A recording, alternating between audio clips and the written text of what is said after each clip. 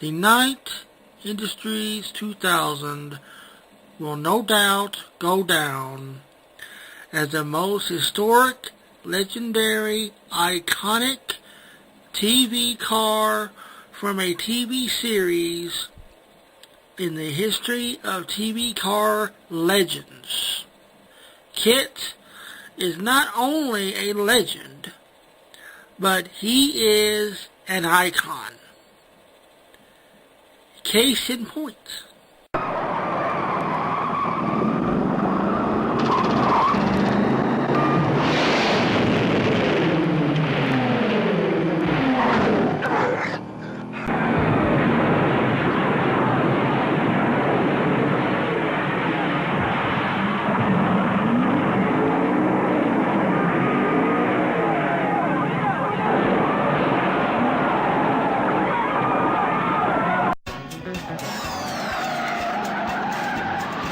¿Qué haces esto? ¡Que yo no soy! ¡No puedo pararlo!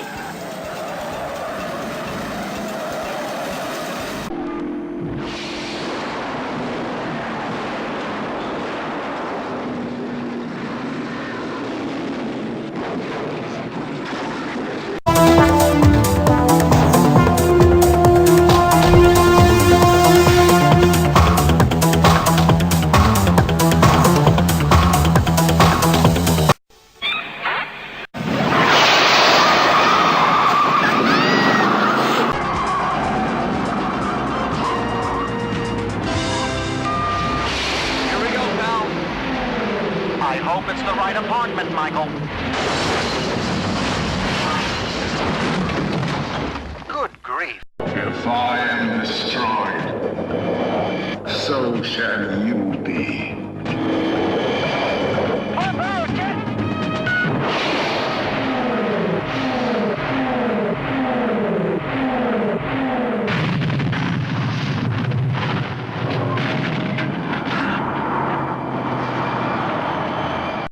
KITT is such an icon that when you see an old classic Pontiac Trans Am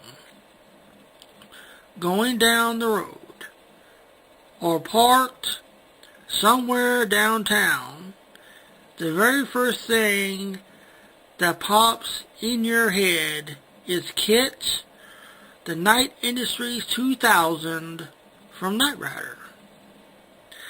I mean, admit it. You know that you do. I do.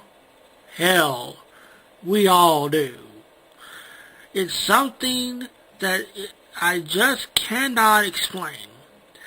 I really and truly do not know what it is about this car. It just draws you to it like a magnet. Once you place your eyes on this original legendary car, this car just pulls you in. And the next thing that you know is you are sitting in the front seat staring at that incredible dash, staring at all those blinking, flashing, bright lights, which you also cannot take your eyes off of. And just like I said, KITT is like a magnet that just sucks you in, and once there, you're like in a trance. Hell, people that has never seen the show, never seen the series of Knight Rider, find themselves standing next to KITT. And I'm not just talking about people that just walks up and then walks away within a few seconds. No. You see, oh no. I'm talking about people that walk up and stays for hours upon hours and hours and hours. I mean, do you really know of anybody else that has done that to any other TV series or movie cars? I don't think so. The original kit, Knight Industries 2000, is truly, truly, truly one of a kind. And there will never, ever be another one quite like Kit again. Which is why my heart sank to the very bottom of my stomach once I learned and realized 5 years later, after the original Knight Rider being axed from NBC television or NBC TV on August the 8th, 1986, of this. The Knight Industries 4000, in my eyes, and a lot of other people's eyes, was a joke. I mean, when you're talking about the world's greatest supercar, the 1991 Dodge Stealth, which was based on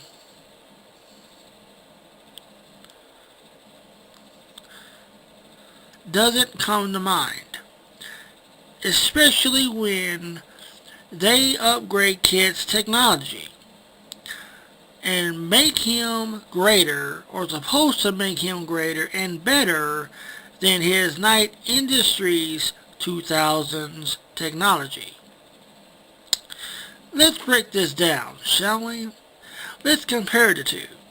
Let's compare Kit's original technology in his Knight Industries 2000 vehicle functions and to the 1991 Dodge Stealth Knight Industries 4000's technology vehicle functions. Kit's Knight Industries 2000 vehicle functions are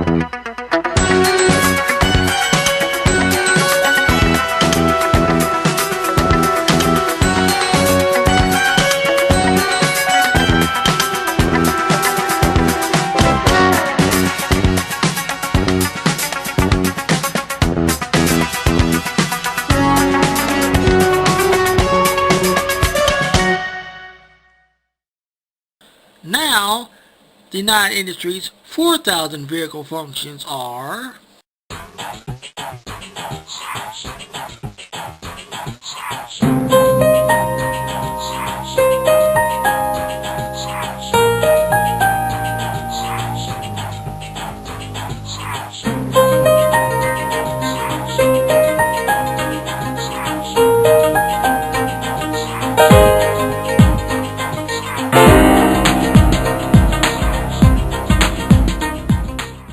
I mean, that's all.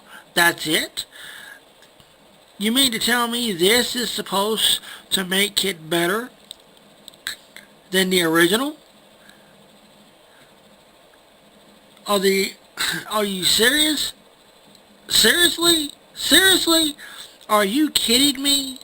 I am to believe that this is supposed to make Kit greater and better than his Knight Industries 2000's vehicle functions. Interesting. I really don't know whose idea it was to do or to go with the 1991 Dodge Stealth. And to make matters worse, they turned KITT red? Hello. Seriously. There is only one color, in my humble opinion, and I think yours as well, that KITT should only be the color black.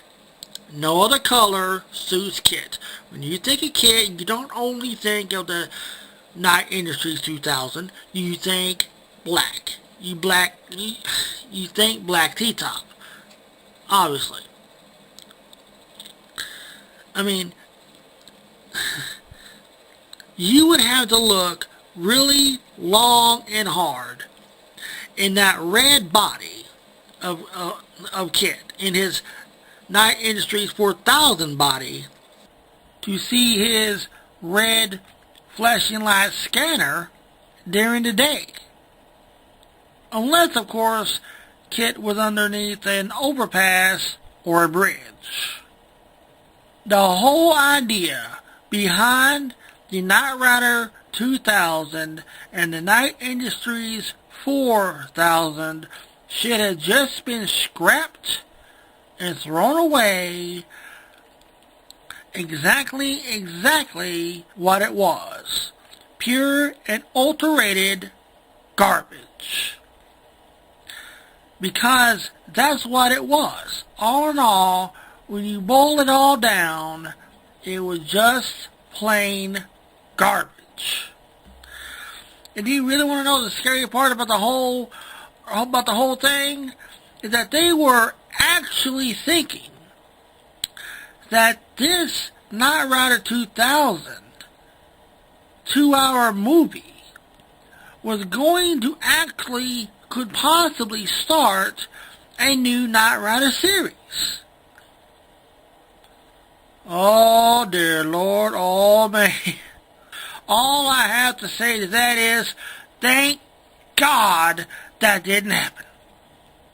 I mean, can you honestly see KITT in his 1991 Dodge Stealth body, that red alien-looking body, in an actual Knight Rider series? Seriously, it doesn't work. It just didn't work. Didn't work.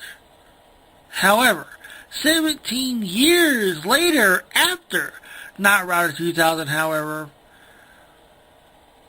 there was a new TV series.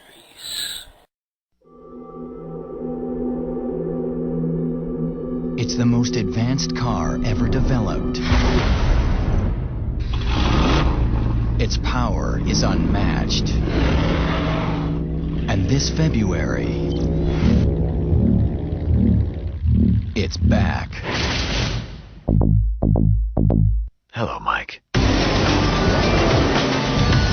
Knight Rider returns to NBC in a 2-hour movie event.